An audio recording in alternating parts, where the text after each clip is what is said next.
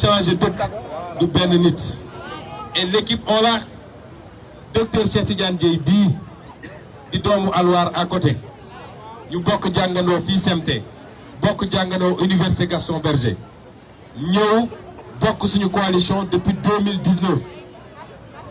muy expert international jiite ENDA jël xam-xamam ñu koy woo partout CEDEAO ak feneen mu koy joxe tey mu nangu dellu si jiite liste proportionnelle pour département bi kii Ziguinchor li mu mën a andil Ziguinchor kenn xamul nu mu toll kon kii xam ngeen ni du cuune tey il est revenu pour se mettre à la disposition de sa ville natale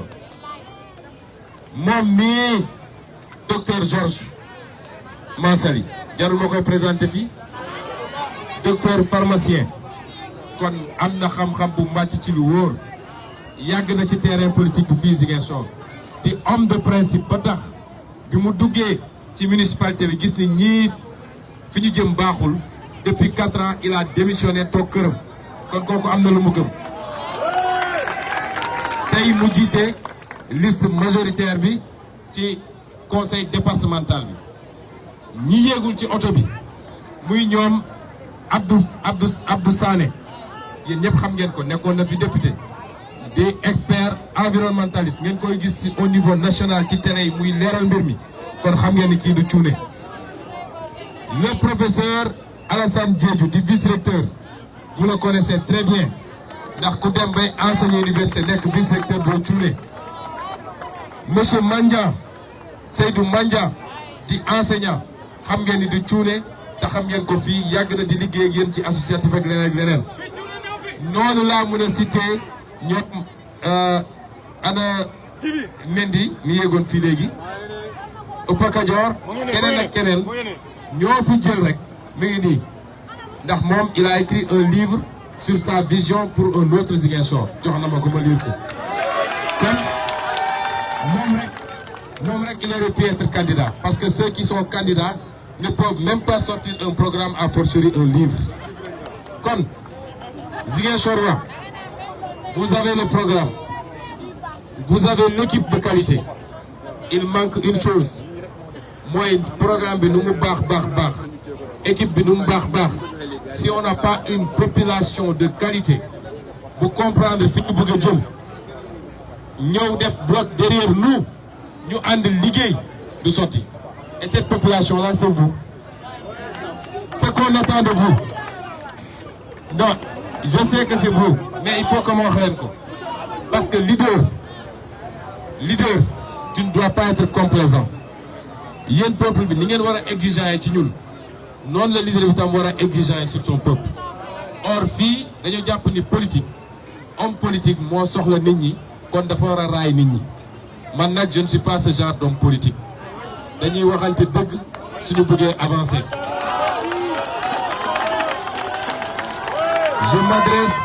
je m'adresse d'abord et avant tout à la jeunesse ziguinchoroise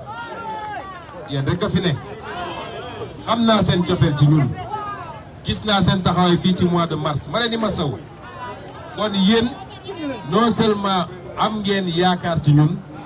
mais bëgg ngeen ñu torop lu rawee noonu rek lañ leen bëggee yéen a tax ñuy politique ñun nous sommes prêts à tout donner pour vous parce qu'on veut que vous ayez un meilleur avenir que ñun ce qu'on a vécu te fii potentiel bi ngi fi saax bi ñuy commencé caravane bi dama taxaw entrée Belfort ma fekk fa des jeunes ñuy jouer baby foot ma ñëw jouer ak ñoom baby foot tuuti ma ne leen lan ngeen di liggéey ñu ne ma dara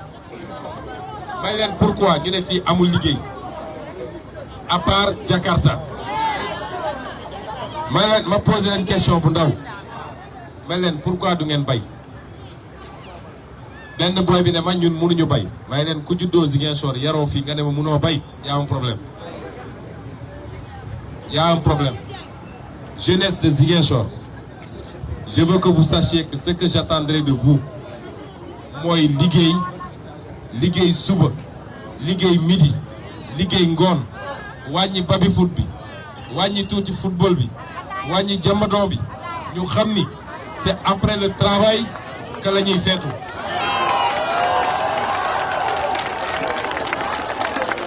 xam ngeen lan mooy doon suñu responsabilité xam ngeen lan mooy doon suñu responsabilité ñun en tant que autorité municipale en tant que autorité départementale notre responsabilité mooy ñu góorgóorlu ba fexe ba dajale le minimum de moyens jàppale leen ci ay financement mais sànq fi ñu romb Belfort benn jeune bu ñu représenté foofu moo ñu ne nañu dugg moo leen am naa fii benn jardin bu ndaw maraîchage ay def ñu fekk yaayam ci kaw tali bi muy jaay salade bu rafet boo xam ne salade bi mën nga ko jël noonu rek lekk sans def ci dara ñu dugg ci biir visiter jardin bi mu fay def naana mu fay def salade mu fay def haricot mu fay def concombre loolu di faj soxlaam parce que pratiquement day génne dépense su kër ga kon loolu jafewul notre volonté ñun moo tax ñu andi projet bi ñuy wax économie sociale et solidaire gannaaw bu ñu liggéey tous les Casamançais d'ici et de la diaspora suñu objectif mooy lever 5 milliards de fonds 5 milliards boobu c'est pour vous financer vous c'est pour que yéen ñu fexe ba di jox leen de petits financements ñëpp mënuñoo def Jakarta ñii nañu dem ci booru Jibeloor ñii dem booru Butut ñii dem seen gannaaw kër ku nekk fexe def benn exploitation ñii dem def aviculture mooy ganaar gi yar ganaar ñii mun nañu def sax apiculture mooy yamb yar yamb lem lim la mun a andil Jakarta bu mun la ko andil boo moytu lem te doo ci sonn yooyu yëpp mi ngi ci sama programme bi ñuy wax Burok mais pour ñu appliquer ko xam nga li ñu soxla ay jeunes yu bëgg a liggéey te jub bëgg a liggéey ñu financer la mais nga jub mooy li ñu la financer na nga liggéey rembourser pour ñu mun a financer sa morom est-ce que vous êtes prêts pour ça man loolu moo ma intéressé man soxlawuma dara salaire u maire sax soxlawuma ko bëgguma dërëm ma seule satisfaction ñun ñii ñëpp ku nekk am na lu mu teraangaam notre seule satisfaction c'est de dire qu'on voit que Ziguinchor est en train de changer et que les jeunes de plus en plus ñu ngi yor seen sutura bu ngeen liggéey nag ba sonn bu ngeen liggéey ba pare bu leen neexee dem leen Kolodera bu leen neexee jàmb doo leen mais le travail d'abord et le travail surtout parce que amul réew moo xam ne liggéey développé wu ko et le travail ne ment pas et c'est ça que j'attends contrat boobu laa bëgg ñu signer man ak yéen jeunesse de Ziguinchor c'est ce contrat que je veux. Est-ce que vous êtes prêts pour ça? Est-ce que vous êtes prêts pour ça? Je peux vous garantir que su ngeen ko defee en 2 ans 3 ans 4 ans ñun bu leen toog fii di xaar Macky Sall de bu leen toog fii di xaar Macky Sall bu leen toog fii naan na état bi def parce que yàlla may nañu luñ ko mën a defee fii et c'est ça le challenge c'est ce contrat que je veux avoir avec vous parce que j'ai beaucoup d'affection pour vous billahi parce que la jeunesse de ce pays le mérite la jeunesse de l'Afrique le mérite suñu problème yëpp mooy de mauvais dirigeants jaay suñu ressources naturelles jaay suñu pétrole jaay suñu gaz jaay suñu zircon jaay l'océan et les jeunes sont condamnés Jakarta wala pacte boobu la ñu bëgg a am ak yéen dama ne équipe bi yëpp pacte boobu la ñu bëgg a am ak yéen ñoo moom Ziguinchor fii la ñu yaroo fii la ñu màggee fii la ñu jàngee suñu demee ba ñu xam ñu au niveau national et international ak nu ñu am fierté ci loolu yëpp fii mooy cosaan bi donc liñ leen di essayer naxee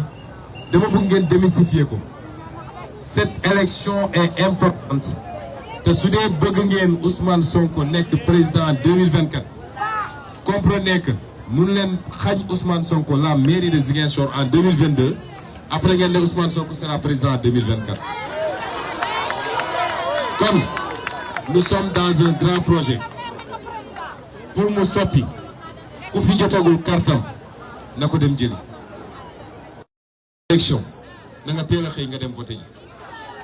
parce que c'est important d'habitude élection locale taux de participation dafa faible trop 43%, donc moins de la moitié. Donc élection présidentielle on a 63% à 64%. dama bëgg fii Ziguinchor ñu am taux de participation de 75% minimum